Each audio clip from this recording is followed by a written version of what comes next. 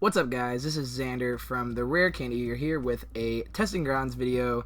I myself am on the left of your screen playing Naganadel Stakataka, a new deck, or I guess a deck that gets some new toys with the next set.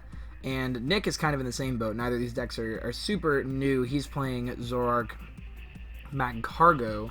So these are two decks that we both wanted to try out. And Nick accidentally draws as if he's going to go first, but it's fine because I took a mulligan anyway, so that he didn't draw, so don't worry anything about that. I go first, I attach the metal energy, and I play an N, and so we both shuffle up and draw some new cards. I guess I can just talk about this deck first. So Stakataka has a bunch of relevant key points about the card that make it pretty solid overall. It's 180 HP metal Pokemon. Its ability says each of your Ultra Beasts in play takes 10 less damage from attacks, after applying weakness and resistance. I said both instead of before.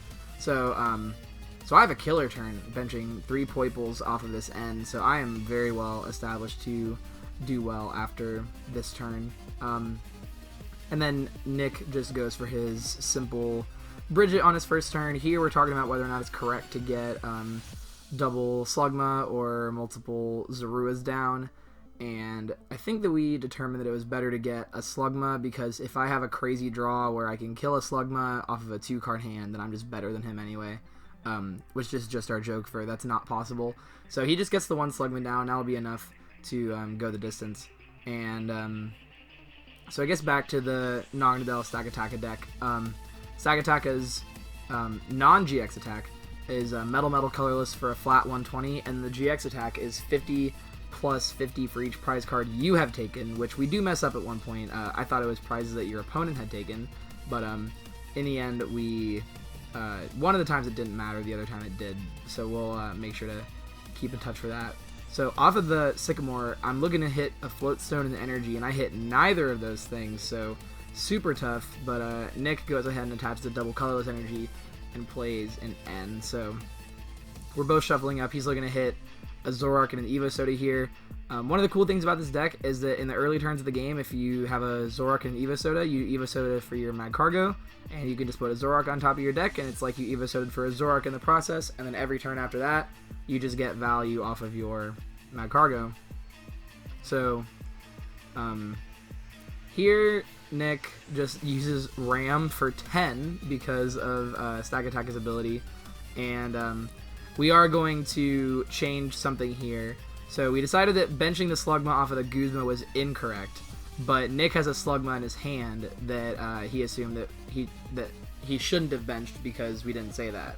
But we said no, he definitely should have benched it either way because he had it, so that a play like this didn't happen off of the N. But it was still probably better for me to kill the Magcargo. That's the card that lets him snowball this deck out of control.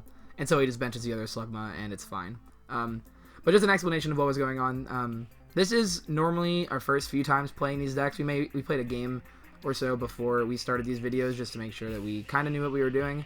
But do bear with us because sometimes this is a completely new ballgame. But Nick's not got anything going on, so he's going to Mallow and put 2 cards on top of his deck, and looks like here that he's gonna get a Zoroark, which he just shows me because we were talking about it, and then he realizes, oh wait, I get to get 1 more card.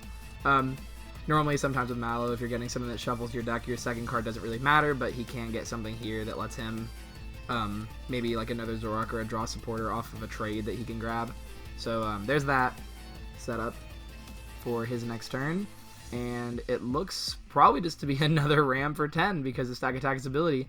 So I got a pretty good setup. I have all Ultra Beasts in play. I'm about to get another Ultra Beast and put it into play with Ultra Space, getting another Stakataka GX. Ultra Space is just a super crazy stadium for this deck. If you think that Brooklet Hill is good and buzzable, this is a Brooklet Hill that goes for your main attacker as well because it's a stage 1, and also it just helps you thin the deck in the middle of the game. You don't even have to worry about having a bench space open, so it just helps the deck so much.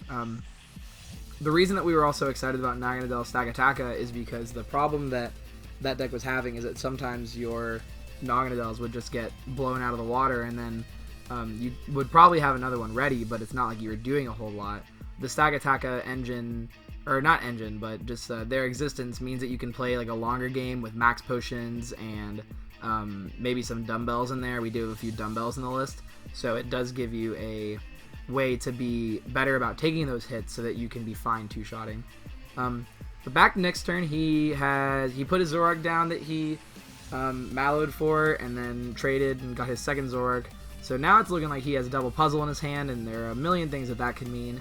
So if he had a Mew here, he would be actually 10 damage short of knocking me out, but it looks like he's just going to go for a plain old Zoroark turn, and this is fine. Okay, yeah. So double puzzle for Magcargo and Evo Soda. Double puzzle for Evo Soda and the Lele. I might have missed it. Not entirely sure, but either way, he's going for a Lele for Cynthia. My bad on missing what he did. But Cynthia, shuffle up, draw 6 cards, and if he gets a way to get a Zoroark off of this, that Magcargo just turns into something really solid already. It's actually fine though, because unless I play a shuffle draw method, he'll still get that card off the top, so he can put like an Acerola on top that he doesn't need for this turn. He can just get it for next turn, and that'll help him get ready. And he starts to do the damage, then forgets about Smooth Over, so he's gonna go back and Smooth Over anyway. It'll do 100 damage, but because of the 2 Stakatakas in play, it'll only do 80. So I go for a Max Potion and attach, getting rid of that damage from the Riot Speeding, and this part of the game could kind of go into a Max Potion healing war. He does have, I believe, only 1 puzzle left. I think he had to discard a puzzle early on from something, and he didn't puzzle back for it when he got them. So his outs are mildly limited there, but he does have the Magcargo to search for Acerola, or the 1 Max Potions in the list. He hasn't used it yet. But there's the bodybuilding dumbbells, which is actually a little bit weird in this matchup. It's kind of unnecessary. I probably shouldn't have put it on the active, because I'm only doing 100, and so if this Zoroark stays active and it doesn't heal, I actually can't knock it out because I don't have a way to do 10 additional damage. But Nick has that Mew in his hand. I'm going to start talking about his turn, and he definitely looks like he can take a knockout here. It depends on whether or not he's willing to try and race me with the Mew. He will be able to take the first knockout and just knock out this super huge, effectively 270 HP Naganadel. So there's a trade. He did put something on top of his deck, so that'll probably give him...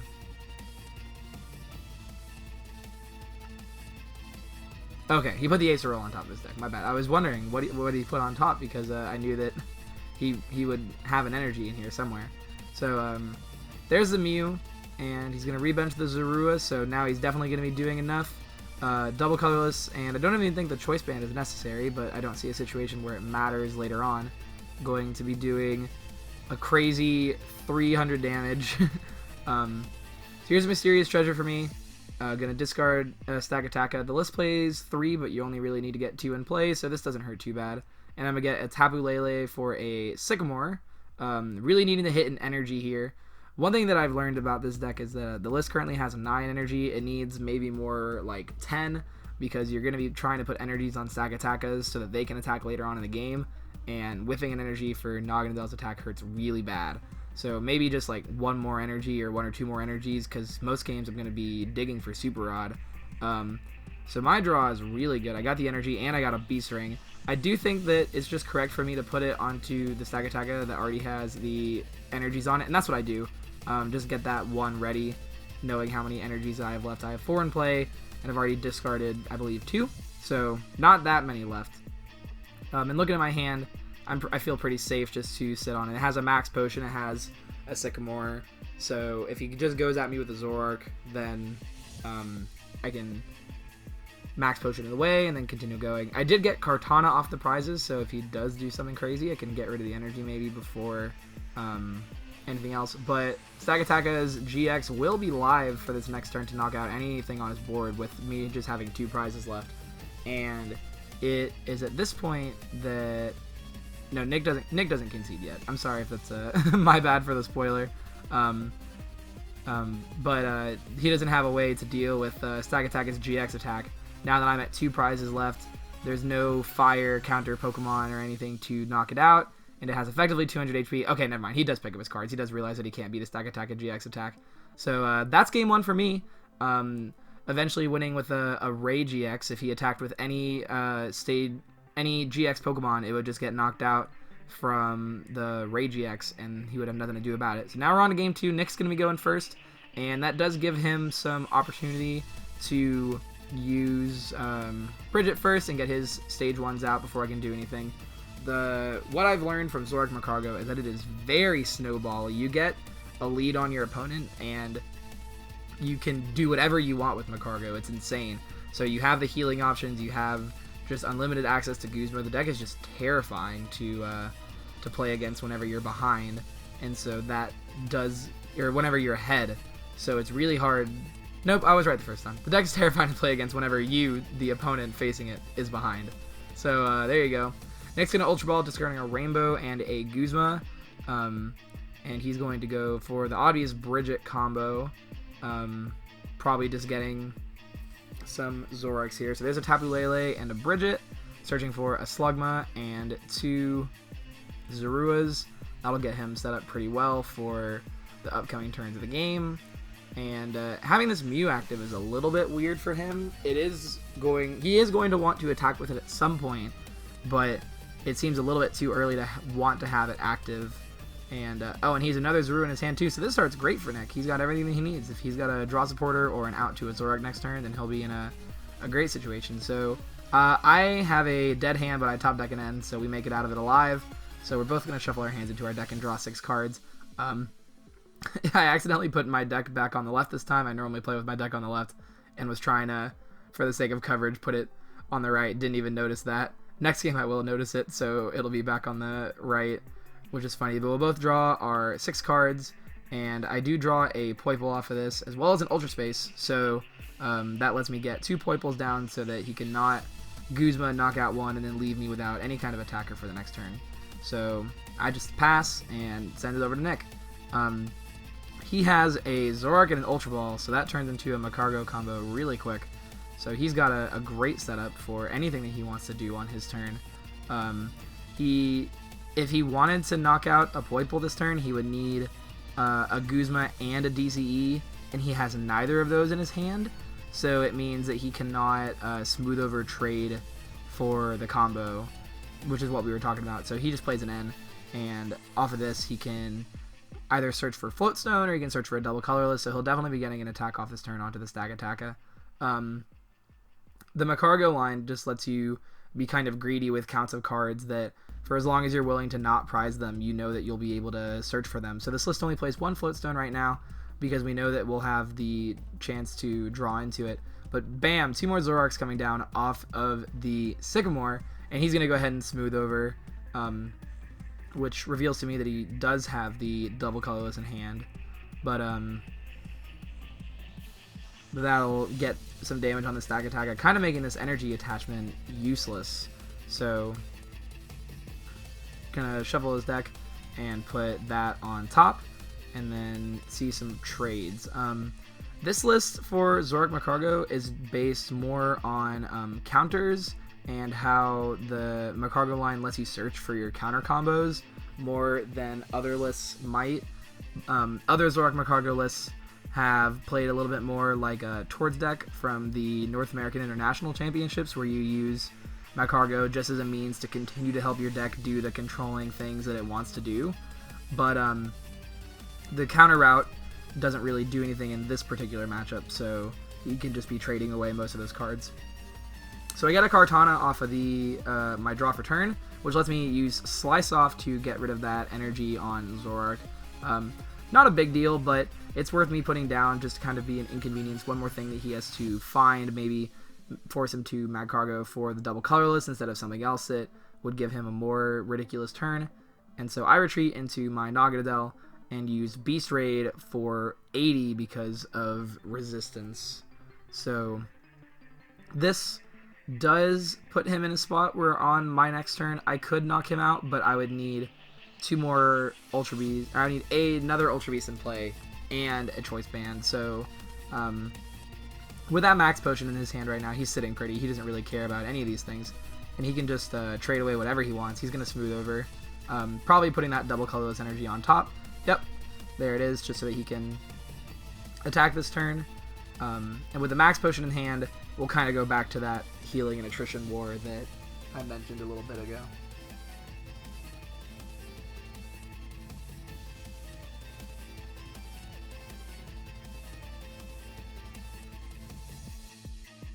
But no, instead he has an Acerola, which actually works out even better for him, because now it means that he can use Mew EX to copy Riotous Beating to just knock that Stakataka out, putting him at 4 prizes. So now I am on Beast Ring turns, but I don't have anywhere near the board that I did before when I needed to use that. There's a Super Rod shuffling in a Metal, a Poipole, and a Naganadel. I don't know if that was the entire correct search for what I should have gotten there, but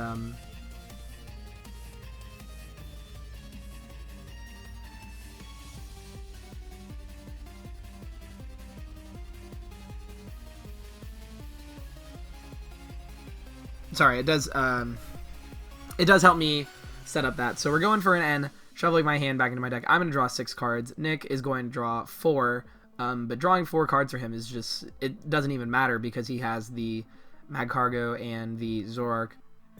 So it's more of a desperation N than anything. If I hit an energy off of this, I can knock out the Mew EX, but by the looks of things, I did not, which is really frustrating. So I can leave this Kartana active to take a hit. The Mew should not be able to knock it out overall. I was going to play a Mysterious Treasure, but not anymore. I wonder what I was doing with that. But ship it back to Nick, and this is where you'll kind of get to see the Zoroark Magcargo deck just start to be absolutely absurd, because he has that Magcargo, so he can put a Guzma on top of his deck, and or an out to a Guzma, and then now he can put himself on 2 prizes, so Beast Ring is not live anymore, and then essentially seal the deal on this game. So yep, there's the double colorless and the knockout on the Stakataka that had damage. I went ahead and put it in the discard pile, and yeah, after that I realized that there's just no way for me to win. My hand is not that great, and so I gotta, I can't do what I need to both get around that Mew EX, but also just survive the rest of the game. So now we're on to game 3. We each have won a game, and I get to go first. It doesn't make a huge difference because this deck does not play Bridget, but going first is just obviously better. So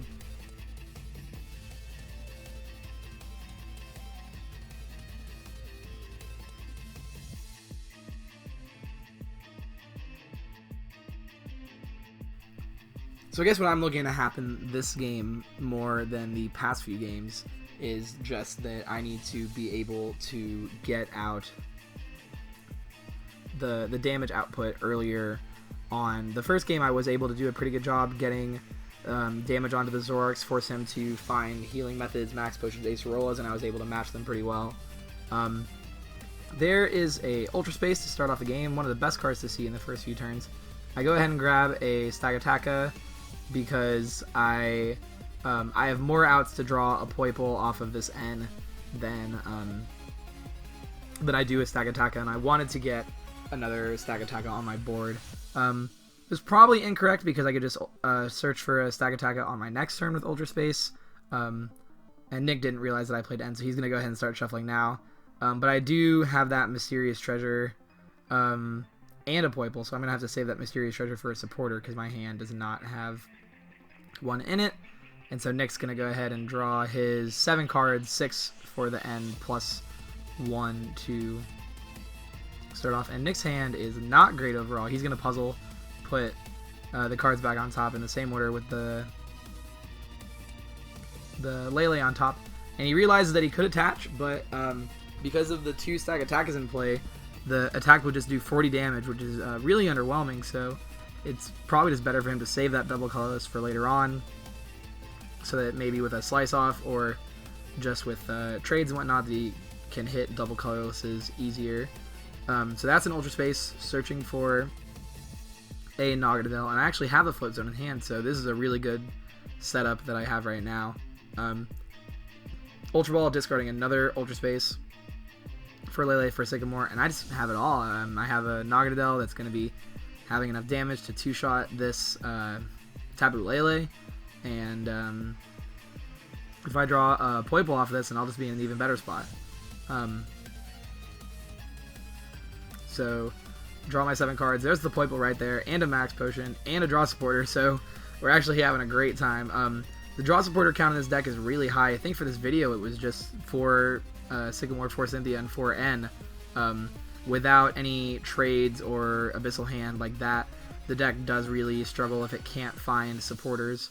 But there's a Lele for a Bridget, indicating to me that Nick probably has some stuff in his hand to get Zoroarks out, so he's not worried about not having a supporter. It's just that he didn't have that Bridget to start off the game. So if he doesn't have a way to do anything about maybe moving this Tapu Lele out of the way, then it will be an issue, because I will get 2 prizes. But he does have the singular Max Potion in the deck, so kind of nullifies my turn, and even though he wastes a puzzle for himself, he's still able to get that Bridget out fine. So now that Nick has found a supporter and he chose to get a Bridget instead of a Draw Supporter, I feel pretty safe to play that N. Here I use Ultra Space for the Celesteela. This is not a card that you've seen in the past few games, because there's never a time that it's been able to be used. It has an attack for 1 metal and 4 colorless energy that does 160 damage, but if the total number of remaining prize cards in the game is exactly 6, the attack may cost 1 metal energy instead of the 5 energy. So the whole point of it is to, on that turn that the game gets down to 6 prizes, to just take a big knockout. I do have the damage on the Lele already, so maybe I could Guzma and knock it out. I can't knock out a Zoroark because with a Choice Band you cap out at 190. Maybe I can knock out a Mew with it, but since neither of us took a prize on a non-GX Pokemon to get the game started with, we're probably going to be taking out knockouts in 2s, which is going to make Celesteela really good. So there's the N. Both players shuffling in, drawing 6 again. Don't really need anything crazy off of this N, but just to maybe see some B strings for the next upcoming turns. If Nick can Magcargo out a Acerola Mew play, which actually looks very possible given that he has Mew and Magcargo in his hand, I could be in a world of hurt, but he's going to go ahead and bump the dice. I was confused for a second. I'm going to go ahead and use Riotous Beating for, or not Riotous Beating, I'm sorry, Beast Raid for, that would be 110 damage, because of I only have 5 Ultra Beasts in play, and then Choice Band but Resistance. So now Nick has to think about what he wants to do now that he can get anything in his deck. He has a Bridget in his hand, he also has an Ultra Ball, so those are a few options. He goes ahead and grabs that Acerola, probably going to put himself so that he can trade and then Acerola and then bench Mew and get the knockout on this Naganadel. And it's a really aggressive play, but that's all he really needs to do is just take prizes, so I don't think he even cares if it gets knocked down in response. I could just use the non-GX attack on Stakataka to knock it out, which works out pretty well. I maybe don't need to put myself susceptible to a double puzzle Mew DCE combo. And don't really know what we're talking about here. But there is a Ultra Ball discarding a Field Blower and a Choice Band. Neither of those cards being all too influential in this matchup. Just gets another Zoroark out. Going to continue thinning his deck.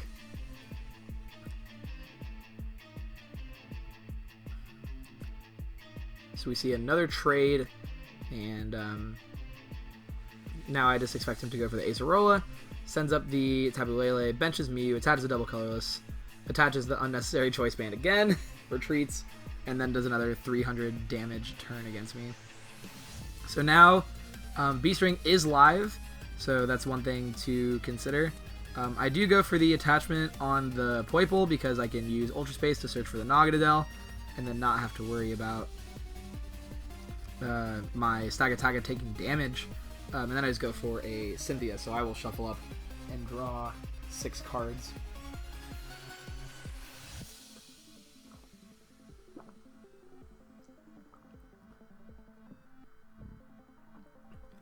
For me, the game is definitely going how I want it to because I can get, if I get the knockout here, we will both be at 8 prizes total, and then if he takes a knockout again with a Mew DCE combo, then the game will be at 6 prizes, and so that way I can use Celesteela. This Beast Ring is actually probably a complete mistake. I'm not ever going to need 2 Stakataka GXs ready to go, and so I'm actually just taking 2 energy out of my deck to do things with maybe max potions or whatnot. I should have just kept 1 energy in the deck and then used Beast Ring to put a energy onto the Stakataka that already had 2 energies attached to it. Just because he has nothing to deal with the 1 Stakataka right now. So we're going to see what all he decides to go for. I'm at 4 prizes. It's looking like there's a trade. So he trades, discards the non-GX Tapu Lele and draws 2 cards. Looks like he should be in a spot where he can... oh no, he doesn't even need a double puzzle. He can just Rescue Stretcher the Mew EX, put it back into his hand, attach a double colorless, and get the knockout here, putting himself at 2 prizes. This is him using Ultra Space just to check and make sure that something's in his deck. Unlike Brooklet Hill that has a restriction that if you have a full bench you can't use it, Ultra Space just says once during your turn search your deck for an Ultra Beast. So whether or not you have any Ultra Beasts in your deck at all, it just gives you the chance to do that. There we are talking about Celesteela, that if I hit a Metal Energy I can take a knockout. But I have taken a few Metal Energies out of my deck because of the Beast Ring that I probably shouldn't have played, so we'll have to see what my chances of that are. But he's looking to get a... I saw a Field Blower near the bottom, but I think he last minute changed it to something different. So we'll see what he trades for here.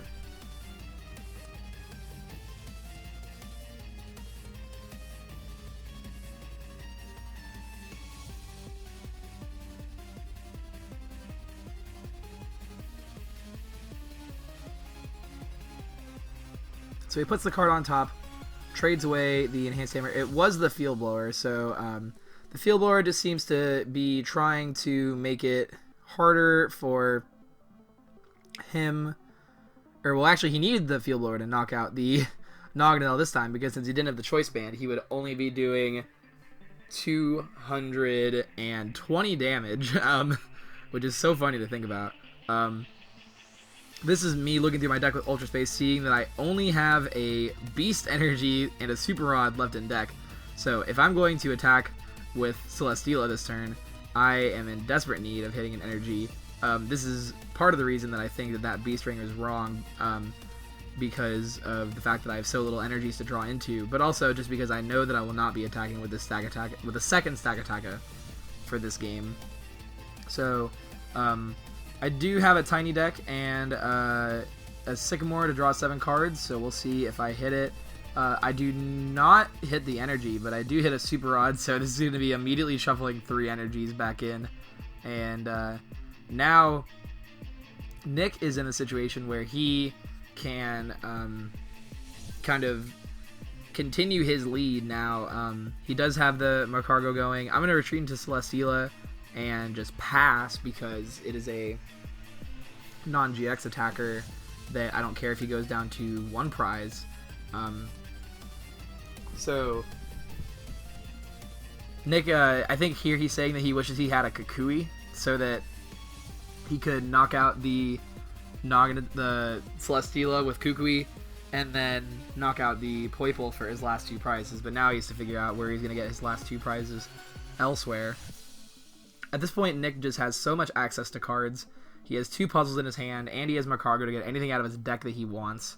So, just in a great spot here. And there's the smooth over going to get himself a double colorless energy just so that he can retreat and or either retreat or Guzma and attack. So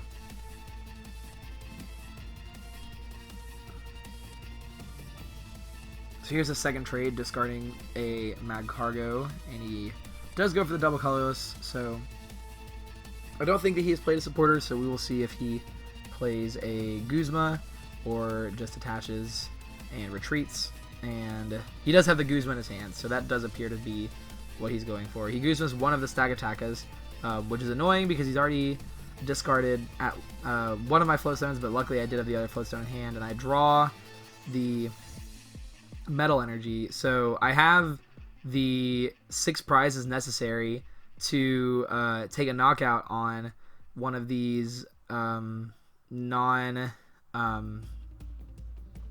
of these other Pokemon. But this is where we mess up. This is where, or actually, I'll say this is where I mess up. Nick was correct. He thought that Stakataka GX was 50 plus 50 for each prize card you have taken, and he would be right. I was wrong here. So I'm going to use Ray GX for the knockout on this this Zoroark, and that is not correct. So apologies for that, but there's a max potion, and I will retreat and take this incorrect knockout. This is definitely wrong, so do not think this is how it works. Just gonna make sure that we are super clear. Ray GX is 50 plus 50 for each prize card you have taken, but I say that he is... Yeah, DC, this is us arguing over it.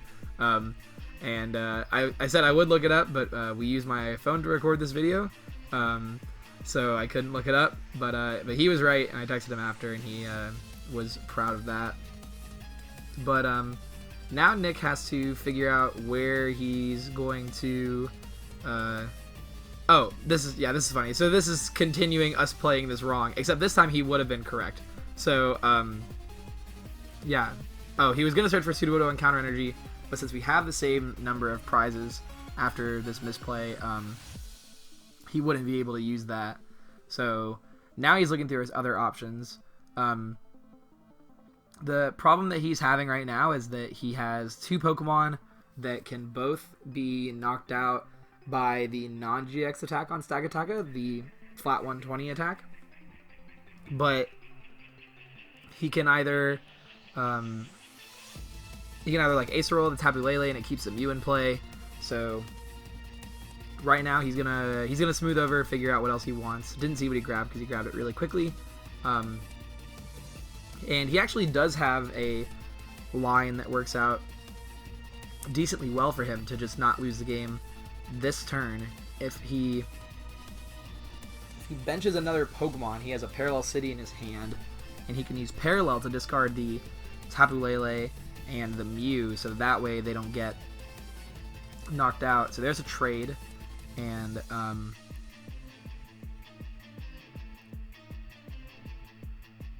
trying to figure out what exactly he's going for now. There's the double puzzle.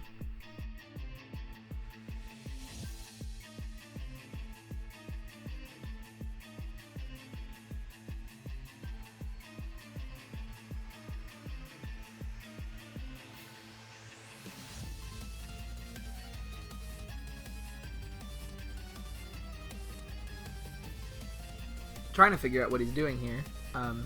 Don't exactly remember. He's going to double puzzle for a Field Blower and a double colorless energy. Okay, there we go. And then now he can make that play that he described. Oh, this is where this is where I saw that he had the Parallel. So right now he put down the Ultra Ball, but he's using Ultra Space to make sure that something's in his deck. So he's going to discard 2 cards, and I tell him not to discard the Parallel City so that he can get rid of both of those Pokemon.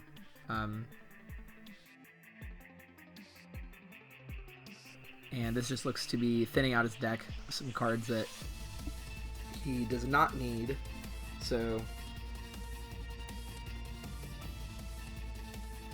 he's going to bench the Zorua, and then this is where we make the Parallel City play to discard both of those Pokemon. So he's going to put the Parallel City back in his hand. Do not be confused. Like I said, these are some of our first few times of playing these decks. So he's going to discard the Ultra Ball instead and retreat to the Zoroark, and now he's going to parallel away both of those. He's going to throw down the parallel, discard both of those Pokemon that could have been knocked out by that attack, and do Riotous Beating for 60 damage because of the 2 Stakataka GXs that are in play. The Stakatakas do stack. Say that 5 times fast. But now I'm in a weird spot where if he does something insane, like he Field Blower benches 2 Pokemon Choice Band, he knocks me out. So I have to decide whether or not it's worth it to play the risk of that situation happening. So I'm looking through his discard pile, just seeing his options. And so I evolve into Naganadel and then play a Mysterious Shredder, discarding a Beast Ring. Just going to continue thinking out. My deck is very small at this point, but it's fine because somewhere in there is a Guzma that I don't have yet, and so the plan is to attack this, and then if he doesn't have a way to heal it, which he's out of most of his options, that I will be able to take the knockout on this Zoroark GX. So N puts us both to 2. This definitely favors him overall. I kind of need to get a little bit lucky to get off of this, and I decide that it is more likely it's better for me to keep this Naganadel clean of damage and attack the Zoroark here, just so that I may maybe better off for the next few turns. So there's an Evosoda going to get himself a second Zoroark in play, which will work out, just continuing to draw cards and thin out his deck. I do believe that I saw double puzzles in there, so he might have that option, or maybe it was just a puzzle. So, but I think Nick's not in a bad spot for the rest of this game. He does have a double colorless, and Energy Drive is actually going to be doing this. Well, it's going to be doing the same number of damage as Zoroark, but it's not going to be. It's not going to die if it attacks. Sorry, I was trying to figure out what I wanted to say. So there is a trade, and then here's a second trade. He didn't smooth over now, but I don't think it really matters because he's now doing it. There's just one puzzle in there, and he only has 5 cards left in deck, so I don't think what he gets is all too important. So he's going to retreat, and use Energy Drive for 80 damage because of me having 2 Stakataka GXs in play. And then I draw, and I have a Guzma to knock out the Zoroark, and that is the end. So thank you guys for watching this video. Sorry about the few misplays and change decisions that we were making. Nick and I are both going to Worlds in the upcoming months, so we just want to make sure that our testing is most indicative of what we're actually going to be wanting to be doing. If you enjoyed watching these decks, then stay tuned on the channel for 2 deck profiles that will be happening in the next few days, which will be showing off the list that we played for both of these decks, and then maybe mentioning some changes that we might want to make to the lists. But make sure to check out our Patreon, check out our Facebook, and then keep staying live on our page for content. I am Xander Bennett, and thank you for watching the video.